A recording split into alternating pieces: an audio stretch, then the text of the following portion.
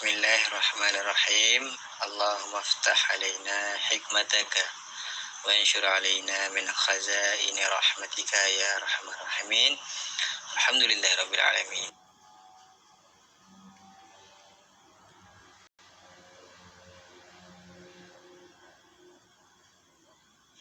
Baik, hari ini kita akan mempelajari tajuk berkaitan dengan muamalat Islam. Muamalah Islam. Iaitu jual beli lah, berkaitan dengan jual beli, berkaitan dengan muamalah lah. Jadi soalan Ustaz yang pertama, siapa yang pernah dengar akad dalam muamalat Islam? Akad. Siapa pernah dengar ataupun siapa yang pernah buat akad dalam muamalat Islam?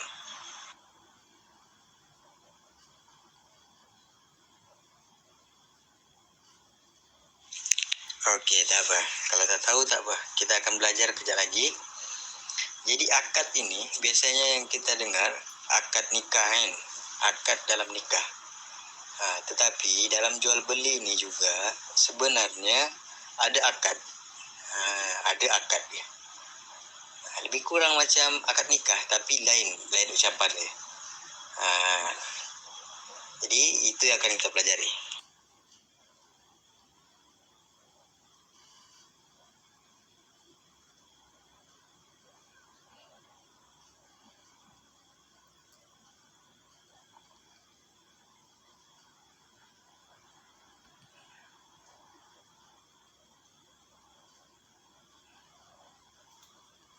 Maksud akad dalam muamalah Islam dalam segi bahasa adalah ikatan dan simpulan dalam istilah ijab dan kabul dalam urusan perniagaan dan kewangan. Bagus, betul. Jadi memang begitulah maksud dari segi bahasa dan istilah dia. Jadi bukan dalam akad nikah sahaja yang ijab dan kabul ni. Dalam urusan muamalat, perniagaan, kewangan ni pun ada ijab dan kabul dia. Ijab ni ucapan ijab dan terima, ijab dan kabul. Macam nikah juga. Lebih kurang macam tu. Jadi maksud dah faham, bahasa dia ikatan dan simpulan. Baik, bagus.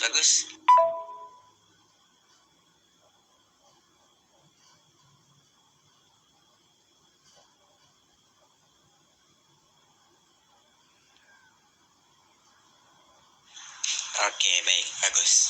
Jadi sekarang saya akan terangkan. Jadi rukun dalam akad muamalat ini dia terbahagi kepada, dia ada tiga pecahan. Ada 3 rukun dia. 3 rukun. Yang pertama, pihak yang berakad. Kejap. Kita nak tahu rukun ni adalah yang perkara yang wajib ada. Baru akad tu jadi sah, boleh.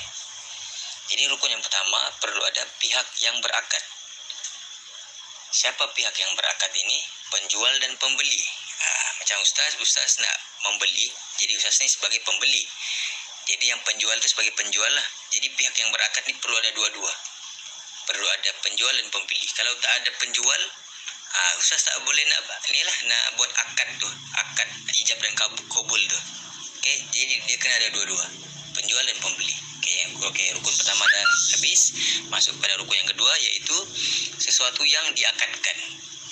Jadi apa yang perlu diakad, apa yang perlu diijab kabul tu ialah harga dan barang.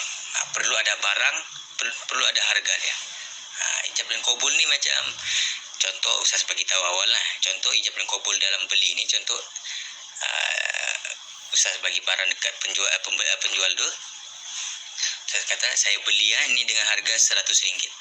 Jadi penjual tu bagi tahu, saya jual dengan harga RM100. Itulah nama dia akad. Jadi sesuatu yang diakadkan tu perlu ada harga dan barang. Dah habis dua rukun dah habis, pihak yang berakad. Yang kedua sesuatu yang diakadkan. Yang ketiga sighah. Sighah ni ialah ucapan ijab dan kabul. Itu yang tadi ucapan tadi tu. Saya beli dengan harga 100 ya. Jadi penjual pun bagi tahu, saya jual. Itulah nama dia akad. Akad dalam jual beli. Kalau dalam bahasa Arab dipanggil sighah. Jadi rukun akad ada 3.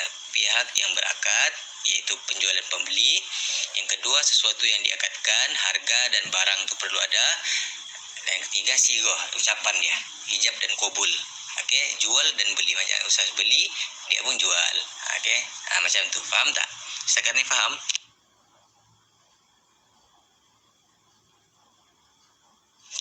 Okey, baik. Soalan yang ini ustaz nak dengar soalan macam ni. Bagus.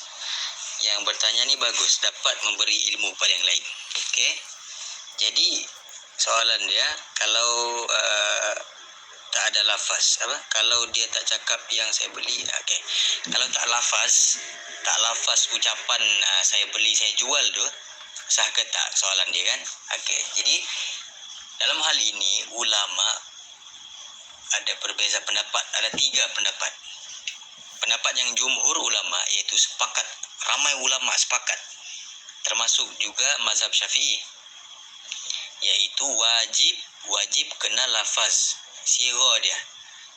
Contoh, saya beli emas ini dengan harga RM1,000. Macam ni, saya jual emas ini dengan harga RM1,000. Jadi ustaz yang beli ni, okey, saya beli emas harga RM1,000. Jadi ada lafaz dia, ada lafaz akad tu. Saya jual dengan harga RM1,000 dan saya beli harga RM1,000. Yang itu wajib. Ini pendapat yang jumhur. Jumhur termasuk mazhab Syafi'i. Jadi mesti wajib kena ada akad. Jadi pendapat yang kedua, segelintir. Tapi kejap, kita masuk yang pendapat pertama tadi tu. Ada segelintir di pendapat yang pertama tadi tu, yang jumhur tu. Kalau kita sebut saya setuju pun ada kirasah. Macam saya jual ni harga sekian-sekian, okey, saya setuju. Macam tu ada kirasah dah. Okey, ada kirasah. Jadi termasuk kita pindah kepada pendapat yang kedua tadi. Pendapat yang kedua, segelintir ulama, sikit ya. Jadi pendapat yang tadi tu, yang kedua, kalau dalam hati pun dah kirasah. Dalam hati dah kirasah. Yang ini dari pendapat Imam Nawawi lah, menyokong kepada mazhab Imam Maliki. Dalam hati pun dah kirasah. Jadi pendapat yang ketiga, iaitu kalau barang yang mahal, melibatkan yang mahal-mahal ni, ribu-ribu ni, perlu ada akad. Yang murah-murah ni tak perlu ada akad, tak perlu ada sighah, ucapan lafaz tu. Jadi ada 3 perbezaan ulama. Jadi kalau kita ni, kita ikutlah yang jumhur, yang sepakat ulama yang ramai. Jadi perlulah ada akad, perlu ada lafaz. Kalau penjual tu bagi tahu saya jual dengan harga begini-gini, jadi kita pun okey, saya beli, perlu ada lafaz dia. Faham tak? Okey, jadi okey, sekarang kita masuk kepada syarat-syarat akad dalam muamalat Islam. Jadi syarat dia ni daripada 3 rukun tadi. Rukun ada 3 kan? Pihak yang berakad, perkara yang diakad, dan sighah. Jadi syarat ini daripada 3 rukun tadi tu. Okey? Okey, mari kita masuk.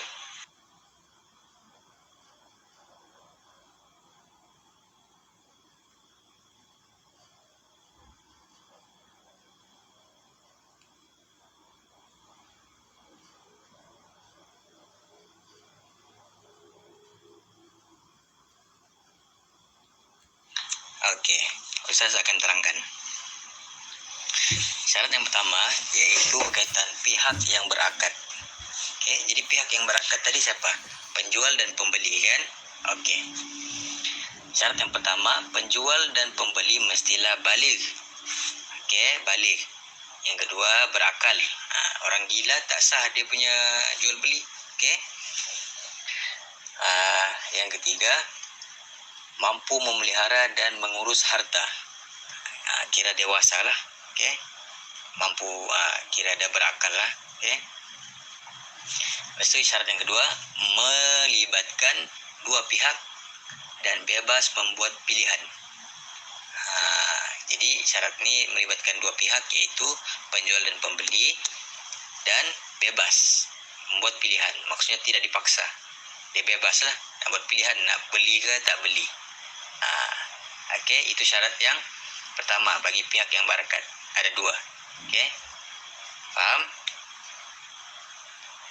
Okey, baik. Kita masuk kepada yang kedua. Syarat berkaitan perkara yang diakadkan. Yang pertama, mestilah wujud ketika akad berlaku. Macam ustaz, mesti ustaz perlu ada di kedai tu. Kalau ustaz nak beli, ustaz perlu ada di kedai. Maksudnya nak menjalankan akad tu. Okey. Ustaz perlu ada di kedai, di dekat dengan penjual tu. Faham? Perlu ada di situ. Yang kedua, syarat dia, barang atau perkhidmatan yang diakadkan adalah halal. Kalau barang yang haram, tak sah akad tu. Akad jual beli tak sah. Atau perkhidmatan yang haram, tak sah. Contoh dia pusat urut kan, rumah-rumah urut ni tak boleh, tak sah. Sebab haram. Jadi perlu barang yang halal sahaja dan perkhidmatan yang halal. Dan syarat yang ketiga, dapat diserahkan ketika akad. Dapat diserahkan ketika akad. Contoh dia macam ustaz nak beli emas tu, dan emas tu perlu ustaz ambil, dapat dibagi dengan ustaz. Faham tak? Okey, jelaskan. Kita masuk yang ketiga, yang terakhir, iaitu sirah, iaitu berkaitan dengan lafaz. Jadi lafaz ijab kabul adalah seperti contoh, sepadan dengan contoh macam ni. Ali menyatakan lafaz ijab dan berkata, saya beli sehelai baju ini dengan harga RM100. Okey, jadi Ali ni dia pembeli dan Ahmad sebagai penjual, dia berkata, ya, saya bersetuju menerima tawaran tersebut. Okey, faham tak? Dia perlu ada sirah, ucapan tadi tu, ucapan yang seperti itu. Okey. Dan yang kedua, lafaz tadi itu lafaz untuk ijab, dan ini lafaz ijab lafaz ijab dan lafaz qabul tidak diikat dengan syarat tertentu. Contoh, Abdullah menyatakan, saya jual basikal ini kepada awak dengan harga 1,000 apabila saya menyambung pelajaran ke luar negara. Macam yang ini ada syarat tertentu. Jadi basikal itu terjual apabila dia menyambung pelajaran ke luar negara. Selagi belum menyambung pelajaran ke luar negara, belum lagi jadi akad tu. Jadi basikal tak boleh bagi. Sebab tadi syarat akad tadi tu ada syarat. Akad tu ada syarat. Faham tak? Macam saya contoh ustaz yang menjual. Saya jual basikal ini dengan harga 1,000 bila saya balik Sabah. Jadi selagi ustaz tak balik Sabah, basikal ni tak boleh jual, tak sah lagi. Okey, sebab ada syarat dia tadi. Kalau macam yang biasa tadi, ijab qabul yang biasa, tak ada syarat. Macam biasa sajalah. Saya jual emas ini RM1,000, dan yang pembeli pula, okey, saya beli. Macam tu. Okey, jadi yang syarat yang ketiga, lafaz ijab dan qabul dalam satu pertemuan. Mesti satu pertemuan. Tak boleh lain-lain pertemuan. Contoh dia, ustaz beli, contoh ada orang menjual, saya jual emas ini, okey, jadi ustaz pun datang besok lagi, saya beli. Tak boleh, itu dua pertemuan, tak boleh, dia mesti satu pertemuan. Okey, faham kan? Faham tak? Ada soalan tak?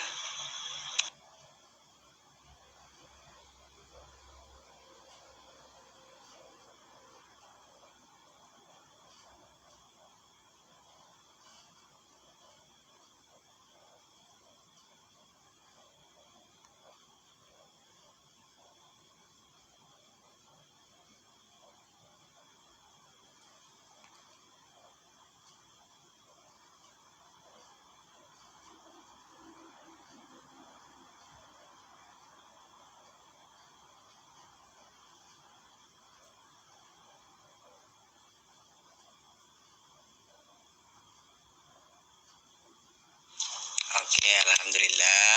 Bagus. Jadi terima kasih. Sekarang saya nak buat penutup. Jadi pada malam ini kita ada belajar tentang akad dalam muamalat Islam kan. Jadi perlulah akad tu, kita ada belajar rukun dia, penjual dan pembeli, harga perlu ada, barang perlu ada lafaz. Okey, jadi lepas ni kalau beli barang, kita kena lafaz akad tu. Saya beli, saya jual, perlu ada tu. Okey. Jadi Setakat itu saja pada malam ini. Terima kasih atas perhatian, sokongan, dan sebagainya lah. Oke. Alhamdulillah, yang menjadi malam ini berakhirlah sudah kelas kita. Jadi Ustaz datang mengajar dan dengan kamu semua. Sekian. Terima kasih. Oke.